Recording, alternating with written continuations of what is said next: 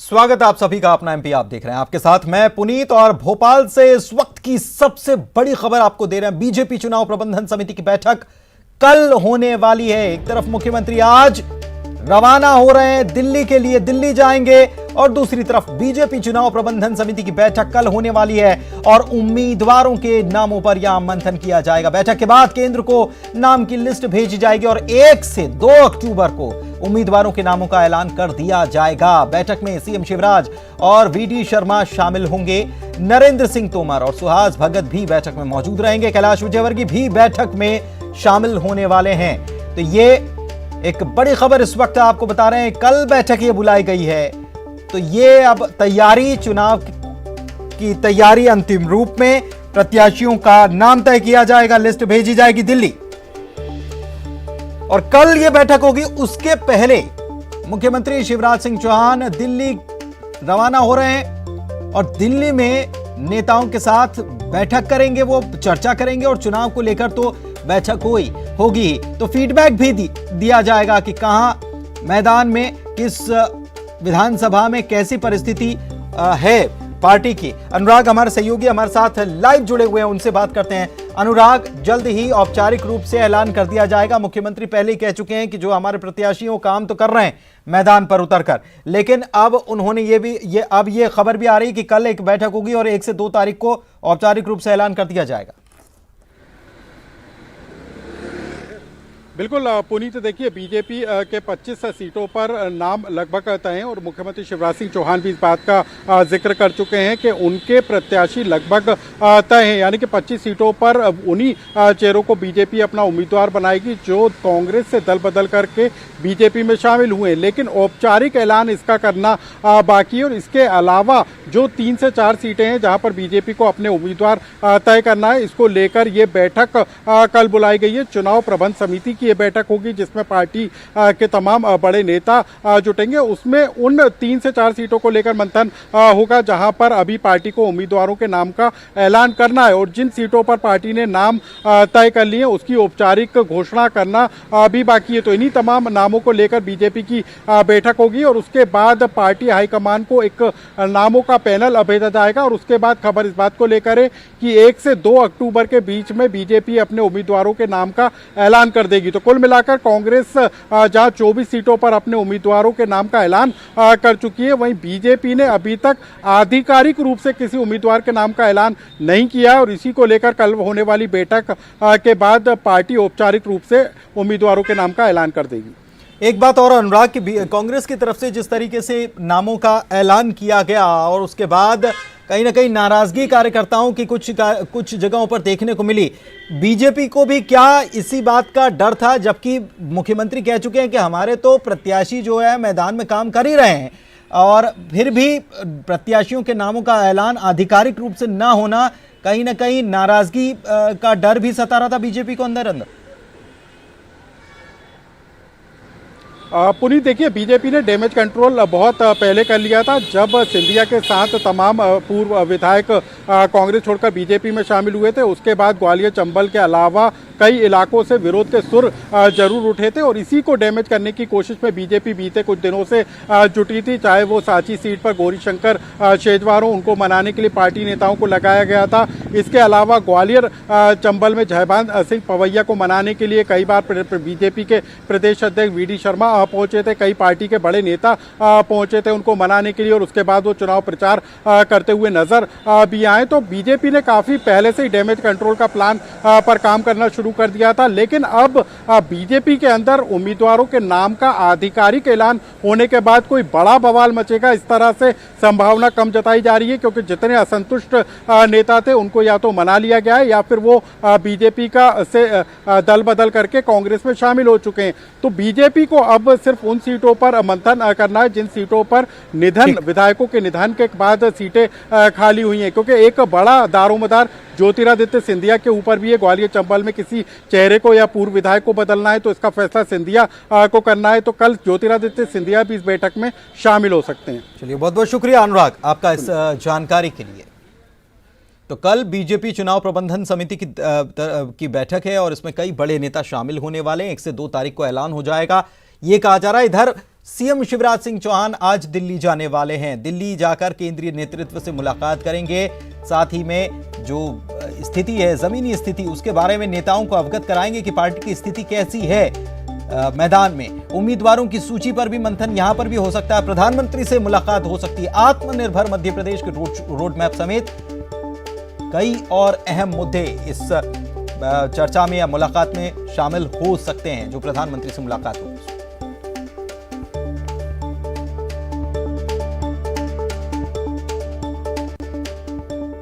इधर रायसेन में पूर्व सीएम कमलनाथ पहुंच चुके हैं और कांग्रेस प्रत्याशी मदन लाल चौधरी के पक्ष में वो यहां सभा करने वाले। कुछ ही देर में सभा को वे संबोधित करेंगे। दशहरा मैदान में इस सभा का आयोजन किया जा रहा है। तो कांग्रेस हो या बीजेपी, सभी अपने प्रत्याशियों के समर्थन में प्रचार प्रसार में जुटे हुए हैं और कांग्रेस की तरफ से कमलनाथ पहुंचे हैं रायसेन।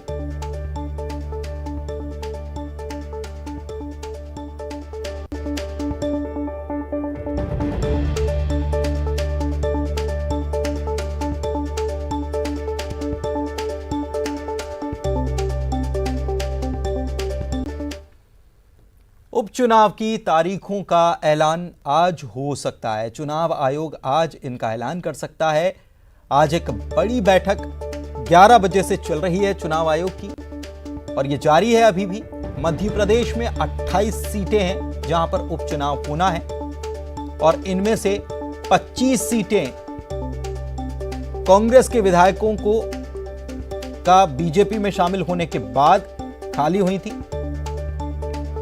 और 3 सीटों पर विधायक जो हैं उनका देहांत हो जाने की वजह से 3 सीटें खाली। कुल 28 सीटें। छत्तीसगढ़ की एक सीट भी है, अजीत जोगी की सीट मरवाही, वहां पर भी उपचुनाव होगा। तो मध्य प्रदेश छत्तीसगढ़ दोनों का अगर मिला लिया जाए तो 29 सीटें हैं जिन पर उपचुनाव होना है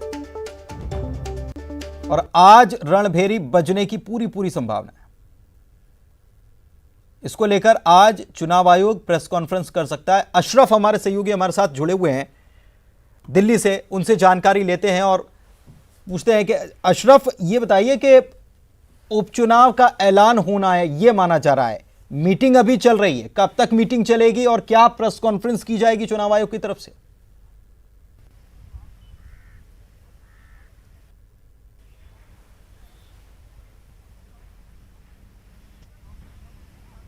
अशरफ, आवाज मिल पा रही है आपको? पुलिस मुझे आपकी आवाज आ रही है? जी बोलिए। जी जी, करीब 11:30 बजे पुलिस की बैठक शुरू हुई थी। चुनाव आयोग में उपचुनाव को लेकर मुख्य चुनाव आयुक्त इस बैठक में खुद मौजूद है और उनकी पूरी टीम है।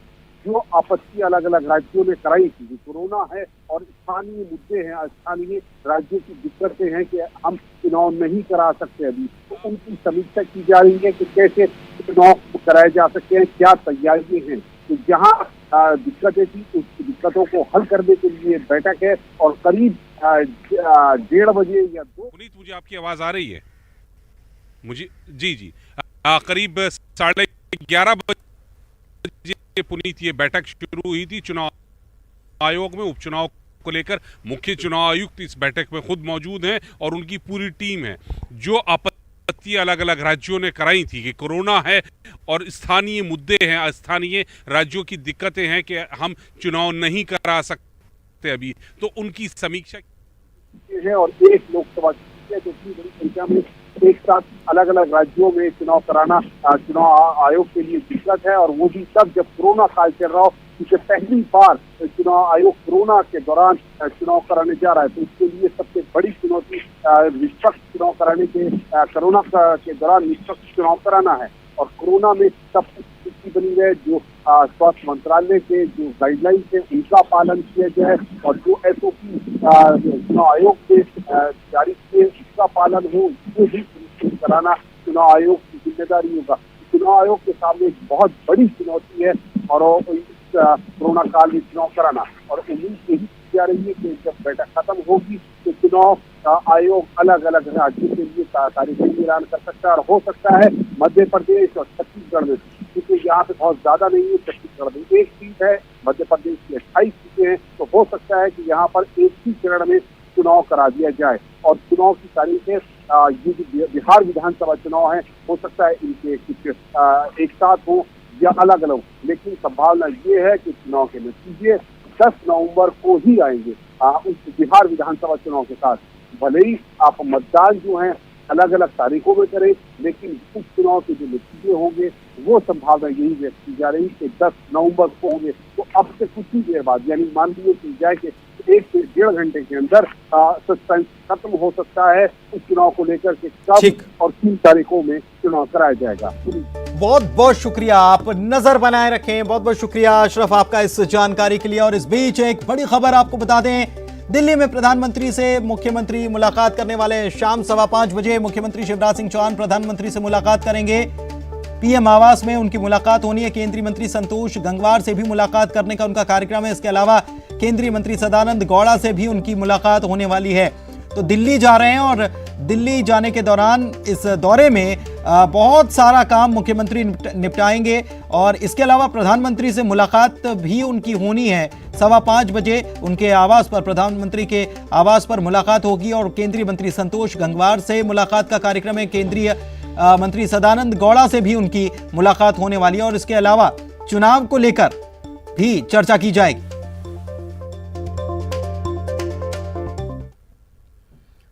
और बात कैबिनेट की कर लेते हैं। उपचुनाव की तारीखों के ऐलान के पहले शिवराज सरकार की कैबिनेट की बैठक कुछ ही देर पहले समाप्त हुई है और इसमें सौगातों की झड़ी लगा दी गई।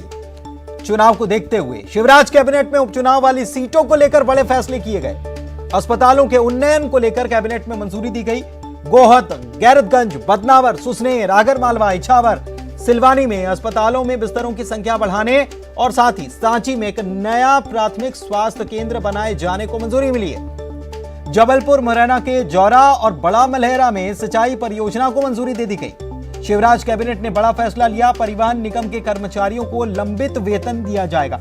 15 महीनों से यह वेतन अटका हुआ था, इसको देने का फैसला कर लिया गया। प्रदेश में मुरैना नगर निगम में चंबल पेयजल आवर्धन योजना को मंजूरी दी गई।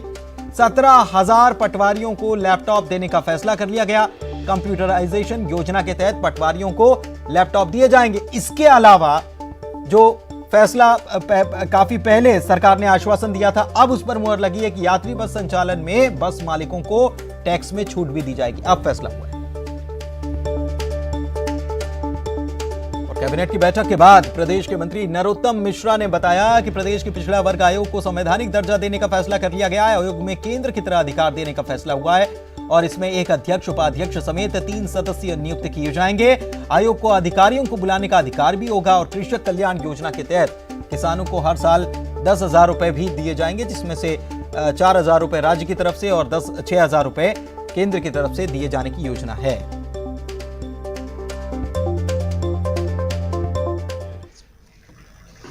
15 महीने जो कांग्रेस की सरकार रही, उन्होंने हमारे एमपीआरटीसी के जो परिवहन निगम के कर्मचारी थे, इनको 15 महीने में तनख्वाह नहीं दी।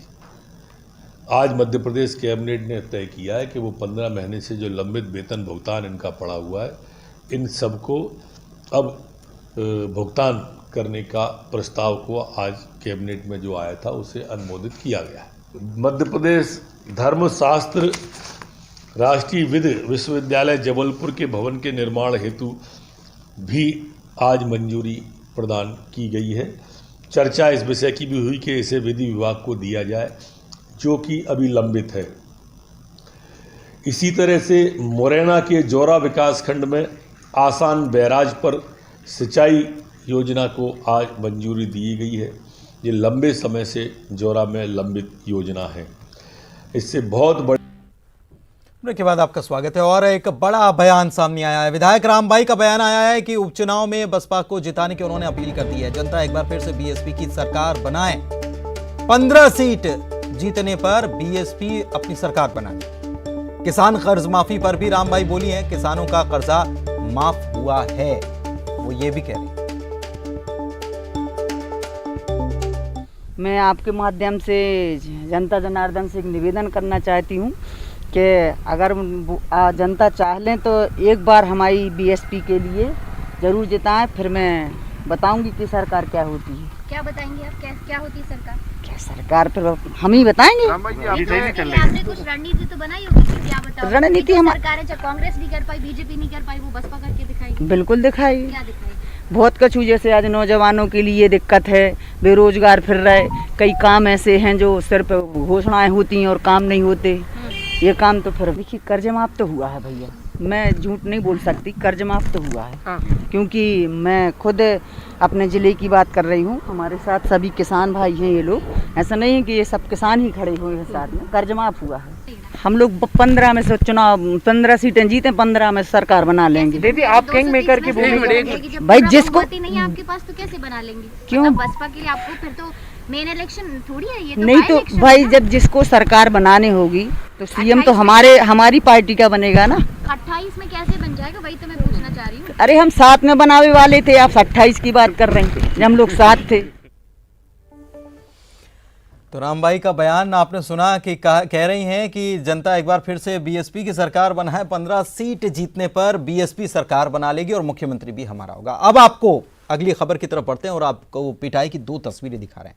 पहली तस्वीर रीवा की, जहां पर सिविल लाइन थाना क्षेत्र में साईं मंदिर के पास 6 बदमाशों ने एक युवक के ऊपर हमला बोल दिया। युवक को मिलकर इन लोगों ने जमकर पीटा है। मारपीट का यह वीडियो सोशल मीडिया पर तेजी के साथ वायरल हो रहा है। आसपास के लोगों ने युवक को बचाने की कोशिश की, लेकिन काफी देर तक चले हंगामे में युवक को काफी चोटें आ गई। युवक को संजय गांधी अस्पताल में भर्ती कराया गया। दूसरी तस्वीर भिंड की, जहां पर 3 दिनों से एक लड़की को फोन नंबर मांगकर परेशान करना युवक को भारी पड़ गया। गोल मार्केट सदर बाजार में जब एक बार फिर युवक ने लड़की को परेशान करना शुरू किया, लड़की ने उसे सबक सिखाने की ठानी। बीच बाजार में लड़की ने युवक की जमकर धुनाई की। भरे बाजार पीटते हुए उसे कोतवाली जाकर पुलिस के सुपुर्द कर दिया।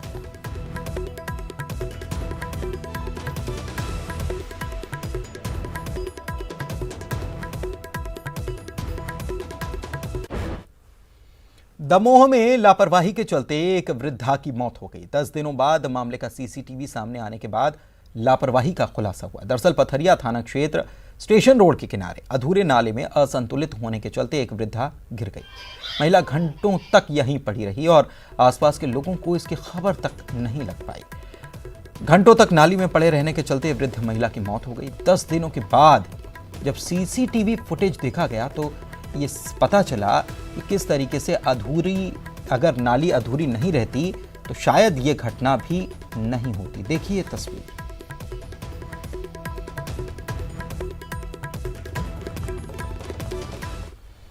कोरोना की बात कर लेते हैं। मध्य प्रदेश में कोरोना बेकाबू हो गया। 24 घंटे में 1877 नए मरीज मिले हैं। संक्रमितों का आंकड़ा इसी के साथ 1,26,000 को पार कर गया है। अच्छी खबर यह है कि 24 घंटे में मरीज जो ठीक हुए हैं कोरोना से, जिन्होंने कोरोना को मात दी है, उनकी संख्या संक्रमितों की संख्या से ज्यादा है। 2443 मरीज अब तक ठीक हो चुके हैं। अब तक 1 लाख से ज्यादा मरीज रिकवर भी हो चुके हैं।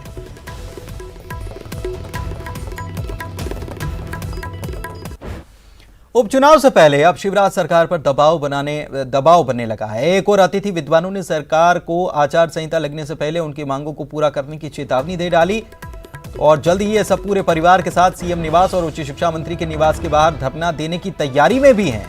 इनकी माने तो कांग्रेस और बीजेपी ने सिर्फ राजनीतिक फायदा इनका उठाया, लेकिन दूसरी तरफ आयुष मेडिकल ऑफिसर्स तो धरना प्रदर्शन शुरू भी कर चुके हैं।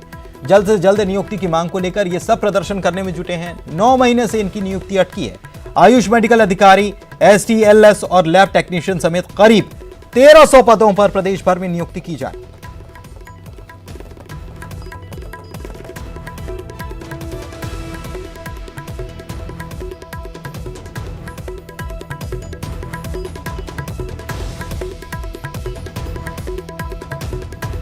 कैस्ट्रॉल एक्टिव ने नेटवर्क 18 के साथ प्रोटेक्ट इंडियाज इंजन के नाम से एक अभियान शुरू किया, जिसका मकसद देश के इंजन की सुरक्षा के साथ मैकेनिकों के तकनीकी कौशल को उभारना है। इस अभियान में आपका समर्थन मैकेनिकों के बेहतर भविष्य के लिए 50 लाख रुपए जुटाने में मदद करेगा। भारत 2 पहिया वाहनों की दुनिया का सबसे बड़ा निर्माता है और साथ ही उनकी सर्विस के लिए बड़ी संख्या में मैकेनिकों को रोजगार के अवसर प्रदान करता रहा है। हालांकि देश भर में हुए लॉकडाउन ने इन छोटे पैमाने के लाखों मैकेनिकों के भविष्य को अंधे कुएं में धकेल दिया। परेशानी यही है कि क्योंकि लॉकडाउन के बाद तो काम चला ही नहीं है बिल्कुल भी। जैसे जैसे लॉकडाउन थोड़ा थोड़ा बढ़ने लगा, खुलने लगा, तो वैसे ही सच काम भी सही होने लगा, लेकिन अभी भी प्रॉपर तरीके से काम भी इतना अच्छा नहीं है जो होना चाहिए। इसी सिलसिले में जागरूकता बढ़ाने और छोटे पैमाने के मैकेनिकों को सपोर्ट करने के लिए नेटवर्क 18 ने कैस्ट्रॉल एक्टिव के साथ मिलकर प्रोटेक्ट इंडियाज इंजन कैंपेन को लॉन्च किया। देश के इंजन की सुरक्षा और मैकेनिकों के तकनीकी कौशल को उभारने की पहल, ताकि हम उन्हें एक बेहतर कल दे सकें। As mechanics resiliently look to get back on their feet, Castrol India and Network 18 present Protect India's Engine, a joint initiative to empower India's mechanic community to navigate through these difficult times and be better equipped to restart their business. Castrol Active will aim to invest up to rupees 50 lakhs towards upskilling initiatives for mechanics. Just like our mechanics who protect our bikes, let's now do our bit to protect them and help them to keep moving ahead. I think India has the largest number of two-wheelers on road, and keeping them running is this army of unsung heroes, our mechanics. So personally, I don't think there could be a better title for this campaign, because as I see it, it is the mechanics who are the real engines of this country. They keep our engines protected and help us keep moving ahead non-stop. So I couldn't think of a better brand to actually take cognizance of this fact and really help this community. जैसे Bharat systematic unlock की ओर बढ़ रहा है, हमारा ये फर्ज बनता है कि हम अपने मैकेनिक भाइयों का समर्थन करें और उनके भविष्य के लिए नए रास्ते खोलें। आइए जुड़िए कैस्ट्रॉल एक्टिव और नेटवर्क 18 के इस पहल से और दीजिए अपना support protect India's engine campaign को। रुक मत चल तू। और इसी के साथ इस बुलेटिन में फिलहाल इतना ही। मुझे दीजिए इजाजत। नमस्कार।